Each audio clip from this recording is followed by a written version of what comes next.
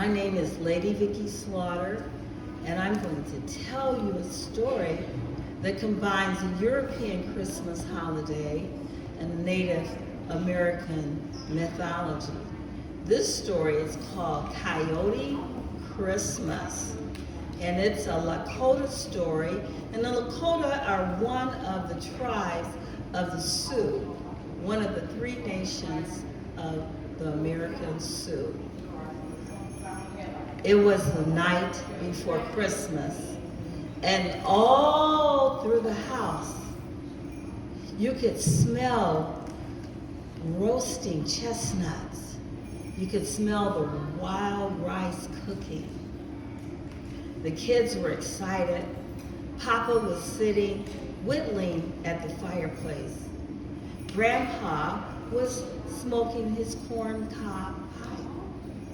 Mother and grandmother, they were finishing the touch on the wild rice and mushroom native dish. Sister and brother were setting the table. The kids were happy and they were whispering and giggling and laughing to each other. The boy was in a wheelchair. He could not walk. He had never been able to walk. But the kids were happy and they were healthy and they were loved. Well, that was inside. Outside, it was a cold, cold winter night. The moon was full and it had snow, and the moon was shining down on the snow. So it was almost like daylight. And coming down the mountain was Coyote. And Coyote is, he's sort of like a dog, between a dog and a wolf. And he had been hunting all day and he was hungry, and he hadn't gotten anything to eat, and his stomach was all sunk into his back. Have you all ever felt that hungry before? Yeah. But you know what he spied in the distance? He spied a little ranch house. And he said, people, there's always food around people. So he loped on down to the ranch house. And in the meantime, another mythological creature, but a real creature, a raven. A raven is what? Does anyone know what a raven is? Yes, it's a bird. What color is the bird? Black. That's right. And the raven said, I'm going to see what Coyote is up to. So Coyote got to the ranch. He went into the barn and he found some burlap. And you know, burlap is real rough fabric. He found the burlap and he fashioned himself a Santa's outfit. So he had a red outfit here, the pants and the shirt, and then he had the white around the bottom. He fashioned himself a hat, and then he found another burlap bag, and he stuffed it full of hay. And he said, I'm going to dinner. So he started off, and the strange thing happened. He walked on all fours, and as he neared the house, he straightened up. And he was walking on 2 feet, just like we can. So Raven said, this is getting really interesting. So she flew over closer to see what Coyote was going to do. So when Coyote started up the stairs, then Dog was underneath the porch sleeping. He said, "Roo, roo, roo, roo, roo, roo." And Coyote said,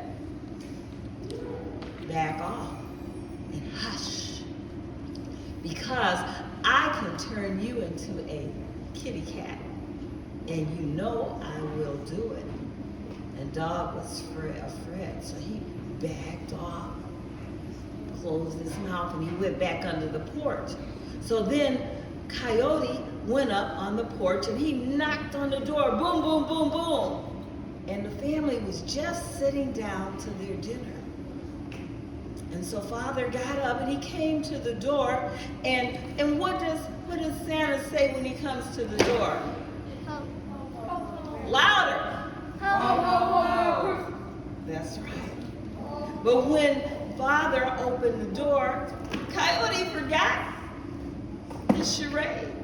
He said, "Ow!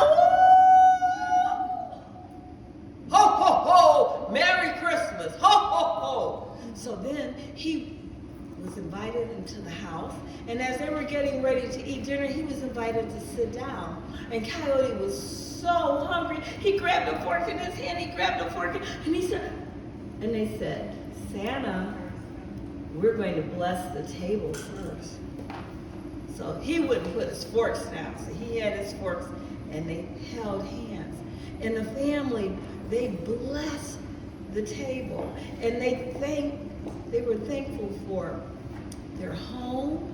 They were thankful for their family. They were thankful for the children. And they were thankful to have that meal on the table. Well, Coyote, he ate till his stomach was no longer pressing against his back, but it was round like this.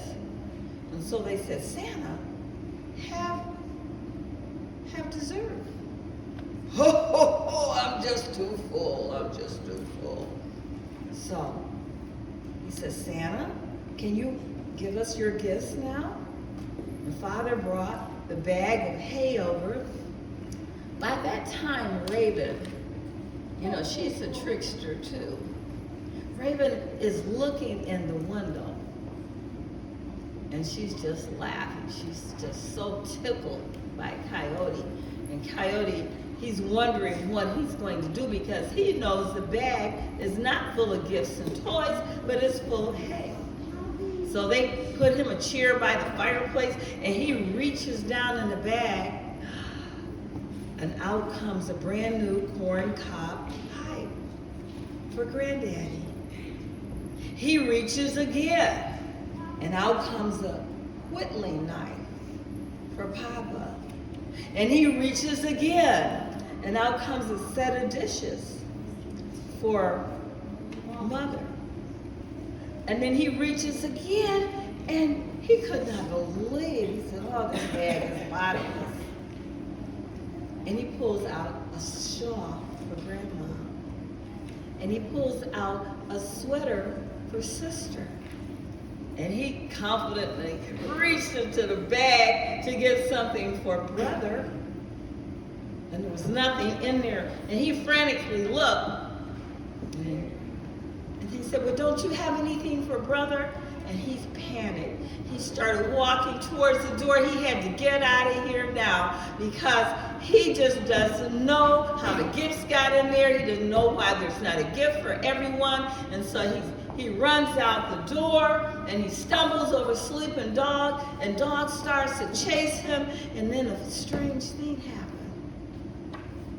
The burlap Santa's outfit turns back to the burlap rags, and they fall off a Coyote, and he runs up back to the mountains. But in the meantime, everyone had run out of the house, including, guess who? Who do you think? Brother. Yes, the boy.